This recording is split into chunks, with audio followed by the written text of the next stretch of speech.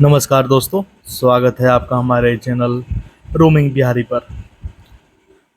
बहुत ही मुद्दत के बाद दोस्तों आज हम आपका स्वागत करते हैं अपने इस नए वीडियो में, जिसमें हम आपको गीता जी के 18 अध्यायों के संक्षेप में जानकारी देने जा रहे हैं।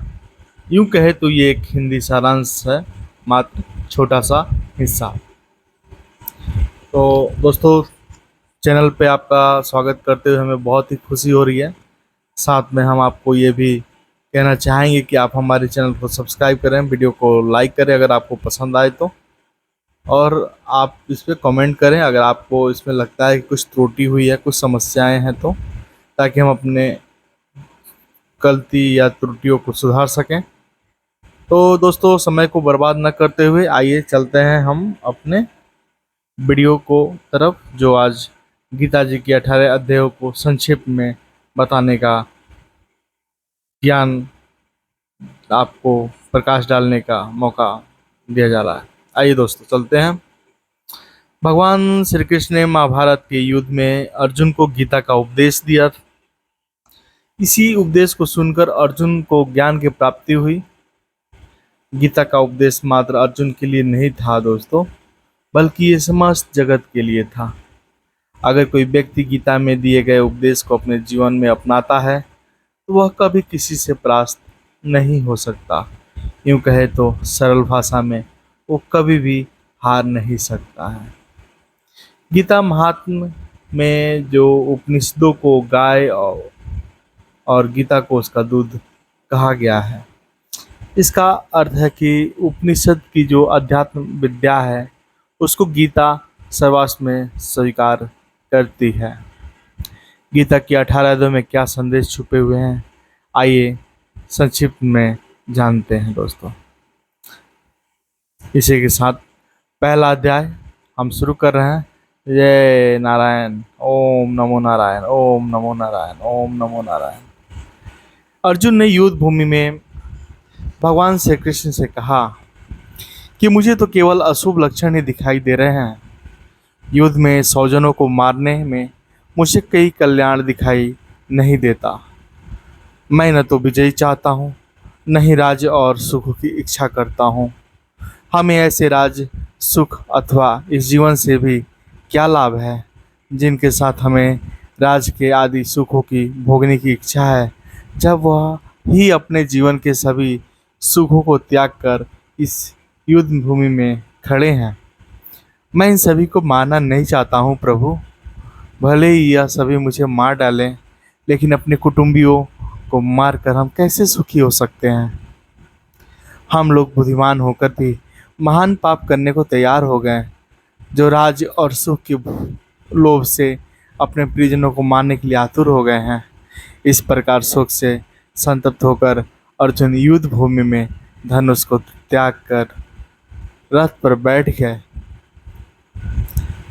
तब भगवान श्री कृष्ण ने अपने कर्तव्य को भूल बैठे अर्जुन को उनके कर्तव्य और कर्म के बारे में बताया। भगवान श्री कृष्ण ने कहा, हे पार्थ, जीवन के सच को परिचित करो। कृष्ण ने अर्जुन की स्थिति को भांप लिया। भगवान कृष्ण समझ गए कि अर्जुन का शरीर ठीक है, लेकिन युद्ध आरंभ होने से पहले ही उसका मनोबल टूट चुका है। बिना मन के यह शरीर खड़ा नहीं रह सकता। अतः श्री कृष्ण भगवान ने एक गुरु का कर्तव्य निभाते हुए तर्क, बुद्धि, ज्ञान, कर्म की चर्चा, विश्व के स्वभाव, उसमें जीवन की स्थिति और सर्वोपरि में परम सत्तावान ब्रह्मा के साक्षात दर्शन से अर्जुन के मन का उद्धार किया। जैसा कि आप दोस्तों जान पा रहे हैं कि पहले अध्याय में भगवान ने अर्जुन को ब्रह्म सत्तावान के साक्षात दर्शन से अर्जुन के मन का उद्धार किया। इसी के साथ चलते हैं दोस्तों दूसरे अध्याय में।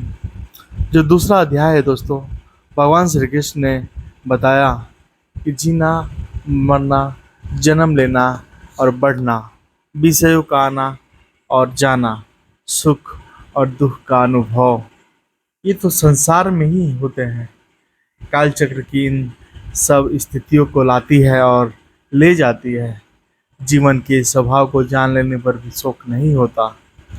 काम, क्रोध, भय, राग, द्वेष से मन का सौम्य भाव बिगड़ जाता है।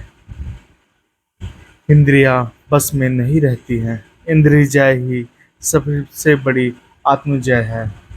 बाहर से कोई विषय को छोड़ भी दे तो भीतर का मन नहीं मानता।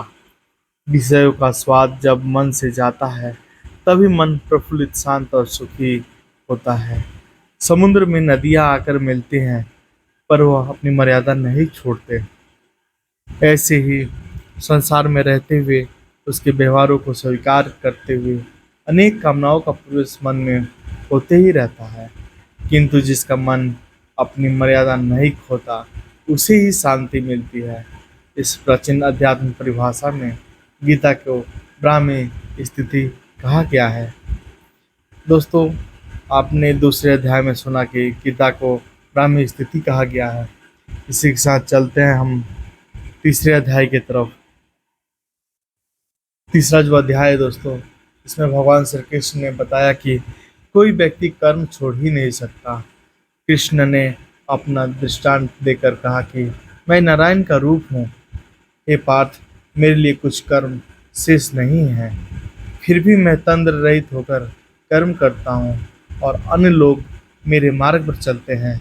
अंतर इतना ही है कि जो मूर्ख हैं वे लिप्त होकर कर्म करते हैं, पर ज्ञानी असंग भाव से कर्म करता है। गीता में यही एक अभिप्राय शब्द बुद्धिभेद है, अर्थात जो साधारण समझ के लोग कर्म में लगे हैं उन्हें उस मार्ग को पकड़ना उचित नहीं है, क्योंकि ज्ञानवादी नहीं बन सकते। यदि उनका कर्म भी छूट गया तो वे दोनों ओर से भटक जाएंगे। प्रकृति व्यक्ति को कर्म करने के लिए बाध्य करती है। जो व्यक्ति कर्म से बचना चाहता है वह ऊपर से कर्म छोड़ देता है, पर मन ही मन उसमें डूबा रहता है।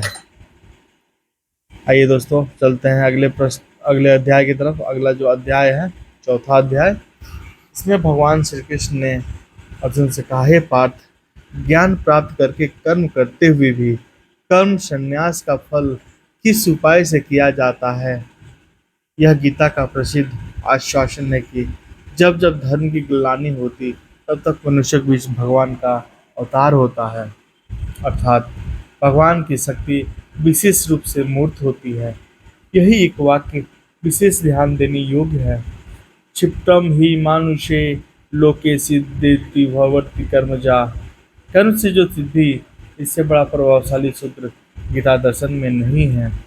किंतु गीता तत्व इस सूत्र का इतना सुधार और करता है कि कर्म असंग भाव से, अर्थात फल शक्ति से बचकर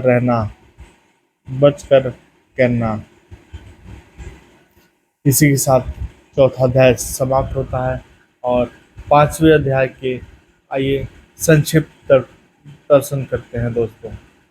पांचवें अध्याय में भगवान श्री कृष्ण ने कहा कि कर्म के साथ जो मन का संबंध है उसके संस्कार या उसे विशुद्ध करने पर विशेष ध्यान दिलाया गया है। किसी एक मार्ग पर ठीक प्रकार से चल तो समान फल प्राप्त होता है।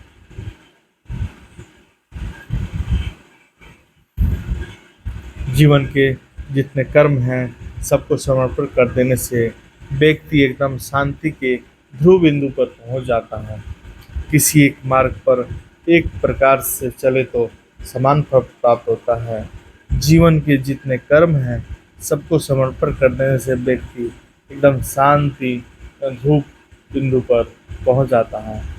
जल में खिले कमल के समान कर्म रूपी जल लिप्त नहीं होता। आइए दोस्तों, चलते हैं अगले अध्याय की तरफ। अगला जो अध्याय है, छठा अध्याय में कुछ इस प्रकार वर्णन किया गया संक्षेप में। भगवान श्री कृष्ण ने छठे अध्याय में कहा कि जितने विषय हैं उन सब में इंद्रियों का संयम ही कर्म और ज्ञान का निचोड़ है। सुख और दुख में मन की स्थिति, इसे ही योग कहा जाता है। जब मनुष्य सांसारिक इच्छाओं को त्याग करके बिना फल की इच्छा की कोई कार्य करता है, उस समय सांसारिक इच्छाओं का त्याग करके बिना ही फल की इच्छा के कोई कार्य करता है, तो उस समय मनुष्य योग में स्थित कहलाता है। जो मनुष्य बस मन को बस में कर लेता है, उसका मन ही उसका सबसे अच्छा मित्र बन जाता है। लेकिन जो मनुष्य मन को बस में नहीं कर पाता, तो उसके लिए मन ही उसका सबसे बड़ा शत्रु बन जाता है।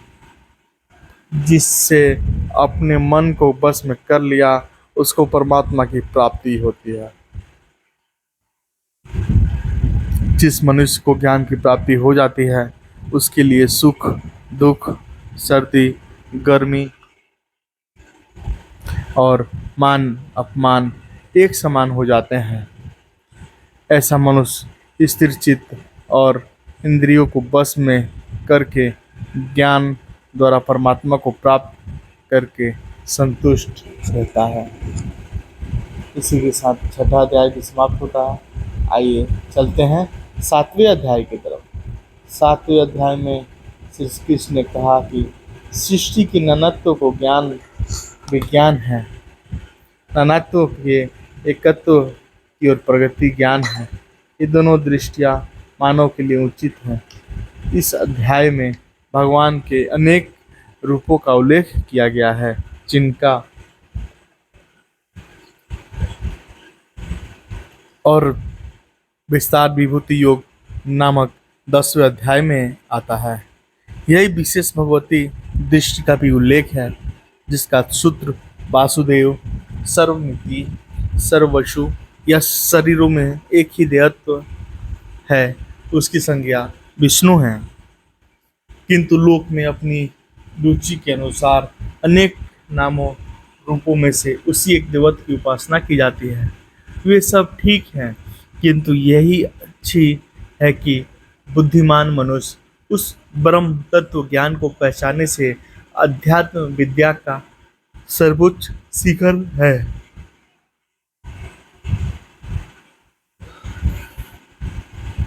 अगला अध्याय है दोस्तों आठवां अध्याय। आठवें अध्याय में श्री कृष्ण ने बताया कि जीव और शरीर संयुक्त संरचना का ही नाम अध्यात्म है।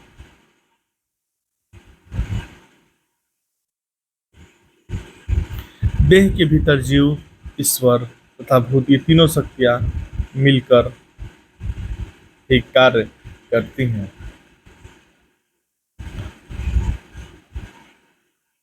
जिस प्रकार कार्य करती हैं उसे अधियज्ञ कहते हैं। उपनिषदों में अक्षर विद्या का विस्तार हुआ है और गीता में अक्षर विद्या का सार कह दिया गया है। अक्षर ब्रह्म परम अर्थात पर ब्रह्म की संज्ञा अक्षर है। मनुष्य अर्थात जीव और संयुक्त शरीर की संयुक्त संरचना का नाम ही अध्यात्म है। जीव संयुक्त भौतिक देह की संज्ञा क्षर है। केवल शक्तित्व की संज्ञा अतिव्यापक है। देह के भीतर जीव, ईश्वर तथा भूत ये तीन शक्तियाँ मिलकर जिस प्रकार कार्य करती हैं उसे अधियज्ञ कहते हैं। नौवां जो अध्याय है दोस्तों वो कुछ इस प्रकार है। 9वें अध्याय में श्री कृष्ण ने कहा कि हे पार्थ, वेद का समस्त कर्मकांड, यज्ञ, अमृत, मृत्यु, संत असंत और जितने भी देवता हैं, सबका पर्यवसान ब्रह्म में है। इस क्षेत्र में ब्रह्म तत्व का निरूपण ही प्रधान है। उसी से व्यक्त जगत का बारंबार निर्माण होता है। वेद का समस्त कर्मकांड, यज्ञ, अमृत और मृत्यु, संत और असंत और जितने भी देवता देवी हैं, उन सब का पर्यवसान ब्रह्म में है। लोक में जो अनेक प्रकार के देव पूजा प्रचलित है, वह भी अपने अपने स्थान में ठीक है। समन्वय की यह दृष्टि भागवत आचार्य को मान्यता थी, वस्तुतः उनकी बड़ी शक्ति थी। आइए चलते हैं अगले अध्याय जो 10वां अध्याय है। 10वें अध्याय के अनुसार सार यह है कि लोक में जितने देवता हैं, सब एक ही भगवान की विभूतियाँ हैं। मनुष्य के समस्त पूर्ण और अगुण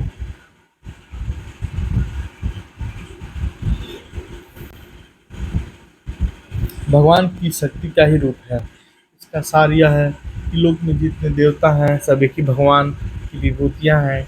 मनुष्य के समस्त गुण और अवगुण भगवान की शक्ति के रूप हैं। विभूति से इन देवताओं की व्याख्या चाहे न हो सके, किंतु लोक में तो वो हैं ही। कोई पीपल को पूज रहा है, कोई पहाड़ को, कोई नदी को, कोई समुद्र को, कोई उनमें रहने वाले मछली कछुआ को। यूँ कितने देवता हैं, इसका अंत नहीं है। विश्व के इतिहास में देवताओं की यह भरमार सर्वत्र पाई गई जाती है। भागवतों में इसकी सत्ता को स्वीकारते हुए सबको विष्णु का रूप मानकर समन्वय की एक नई दृष्टि प्रदान की। इसी का नाम विभूति योग है।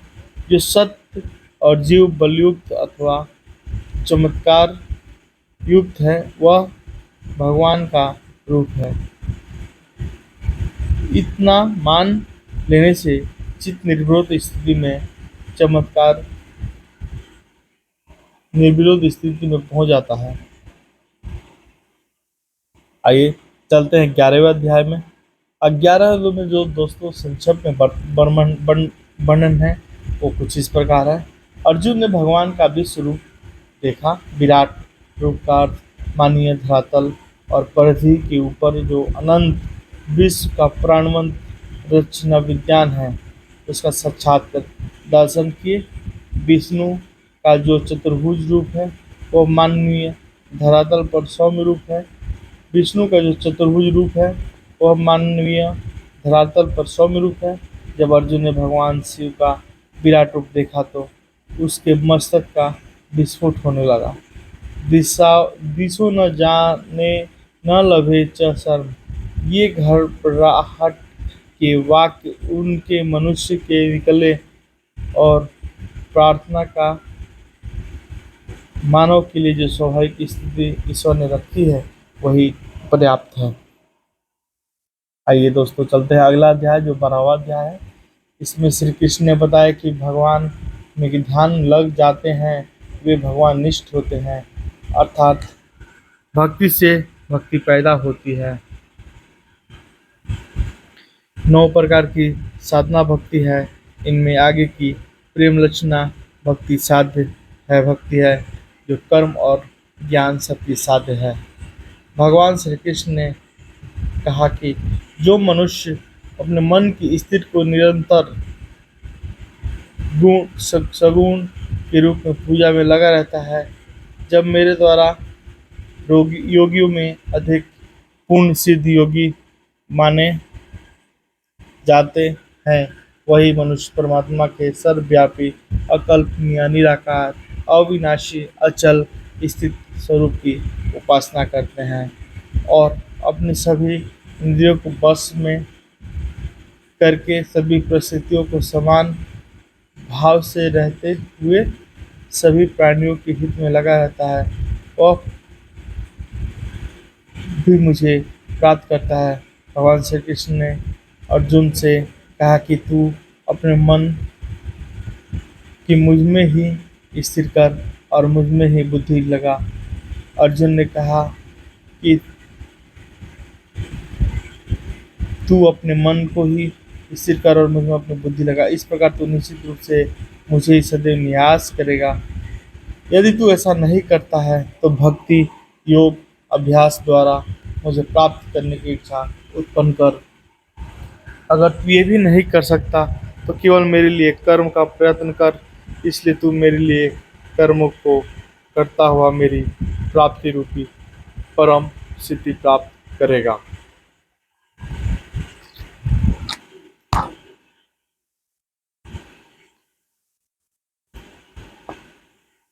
अगला जो अध्याय है दोस्तों 13वां अध्याय है। इसमें भगवान श्री कृष्ण ने कहा कि एक सीधा विषय क्षेत्र और क्षेत्रज्ञ का विचार है। यह शरीर क्षेत्र है और उसका जानने वाला जीवात्मा क्षेत्रज्ञ। गुणों की साम्यावस्था का नाम प्रधान या प्रकृति है। गुणों को वैषम्य रूप से वैकृत सृष्टि का जन्म होता है। अकेला संत शांत स्वभाव निर्मल प्रकाश की तरह स्थिर रहता है। अकेलातम भी जड़वत निशिष्ट रहता है, किंतु दोनों के बीच में छाया हुआ रजोगुण उन्हें चेष्टा के धरातल पर खींच लाता है। गति तत्व का नाम ही रजस है। भगवान कृष्ण ने कहा कि मेरे अतिरिक्त अन्य किसी भी वस्तु को प्राप्त न करने का भाव, बिना विचलित हुए मेरी शक्ति मेरी भक्ति में स्थिर रहने का भाव, शुद्ध एकांत स्वभाव में रहने का भाव, निरंतर आत्मस्वरूप को स्थिर रखने का भाव और तत्व स्वरूप परमात्मा को साक्षात्कार करने में का भाव, यह सब तो मेरे द्वारा ज्ञान कहा गया है और इनके अतिरिक्त जो भी है वह ज्ञान है। आइए चलते हैं अगला अध्याय की तरफ। अगला जो अध्याय है 14वां है। 14वें अध्याय में समस्त वैदिक दार्शनिक और पौराणिक तत्व चिंतन का निचोड़ है।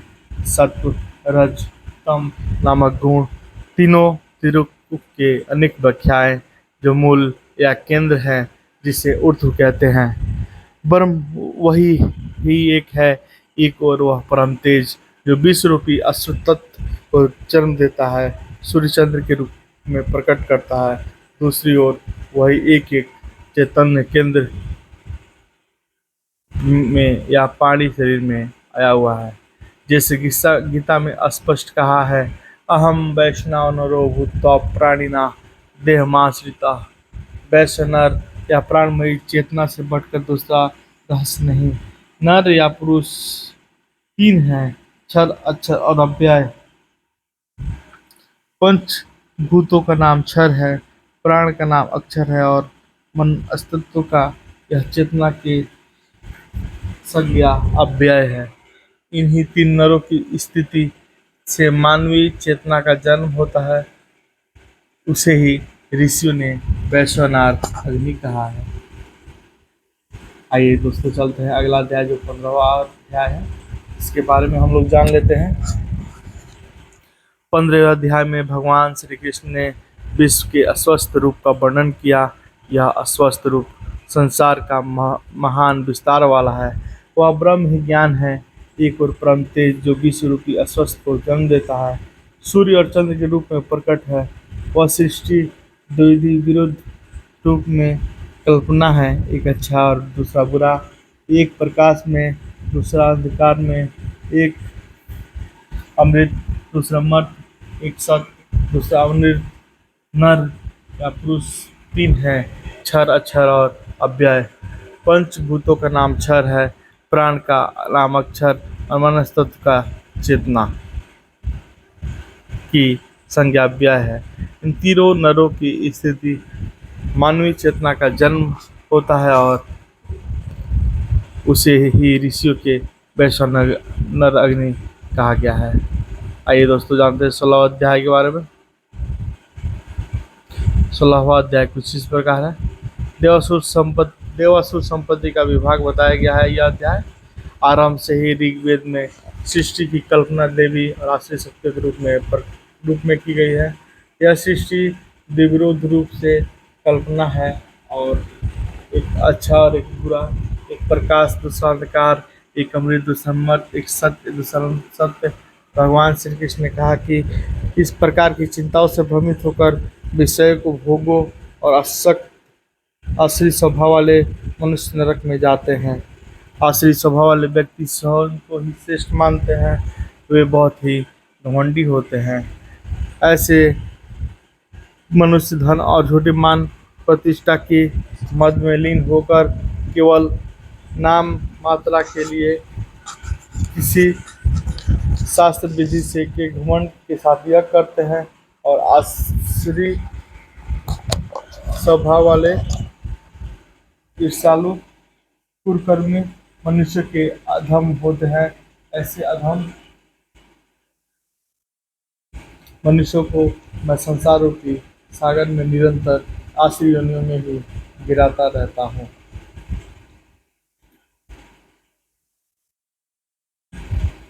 आइए दोस्तों चलते हैं अगला अध्याय जो 17वां अध्याय है, इसके बारे में जान लेते हैं। 17वें अध्याय में भगवान श्री कृष्ण ने बताया है कि सत रज और तम तीनों गुण का प्रादुर्भाव होता है। उनकी श्रद्धा या जीवन की निष्ठा वैसे ही बन जाती है। इसका संबंध जो है सत, रज और तम इन गुणों से ही है, अर्थात जिन गुणों का प्रादुर्भाव होता है उसकी श्रद्धा या जीवन की निष्ठा वैसी बन जाती है। यह तप, ज्ञान, दान, कर्म, ये सब 3 प्रकार की सदा संचालित होते हैं। यह सदा आहार भी 3 प्रकार का है। उनको भेद लक्षण गीता ने यहाँ बताए हैं। जिस प्रकार से यज्ञ से, तप से, दान से और स्थिति प्राप्त होती है उसे भी सत्य कहा जाता है। और उस परमात्मा की प्रसन्नता के लिए जो ये कर्म किया जाता है वह निश्चित रूप से सत्य भी कहा जाता है। बिना श्रद्धा और यज्ञ, दान और तप के रूप में कुछ भी संपन्न किया जाता है वह सभी असत्य कहा जाता है। इसलिए न तो इससे जन्मदायक होता है और न ही अगले जन्म में लाभदायक होता है। आइए दोस्तों,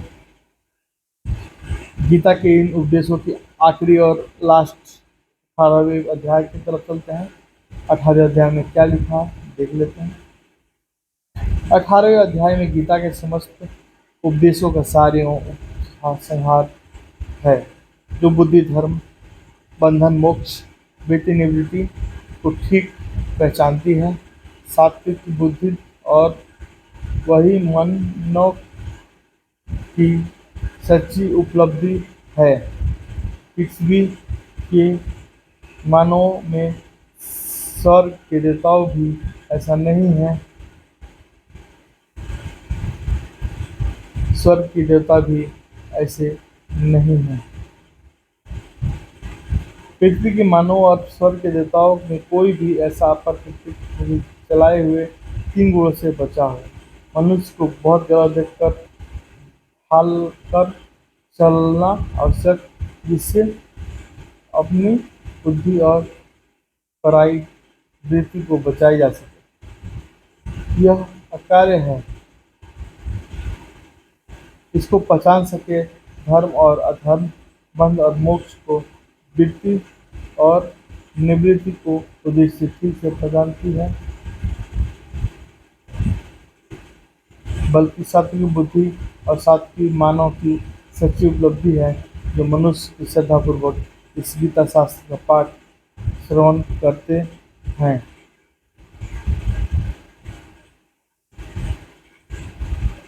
वे सभी पापों से मुक्त होकर श्रेष्ठ लोक को प्राप्त करते हैं। दोस्तों, जैसा कि आपने जाना कि हम आज बता रहे थे गीता के संक्षिप्त के रूप में, आपने सुना। दोस्तों, इसी के साथ हम अब इस वीडियो को बंद करते हैं। मिलते हैं किसी नए वीडियो में। तब तक के लिए नमस्कार। और एक गुजारिश करता जाऊंगा, अगर आपको मेरा चैनल पसंद आए, थोड़ा भी अच्छा लगे, तो मेरे चैनल को लाइक करें, सब्सक्राइब करें। और मिलते हैं आगे अगले वीडियो में, जो आप लोग से हमें मिलाने की कोशिश करेगा और आप लोग जो अपना हाल चाल उसमें बोलते रहेगा। तब तक के लिए नमस्कार दोस्तों।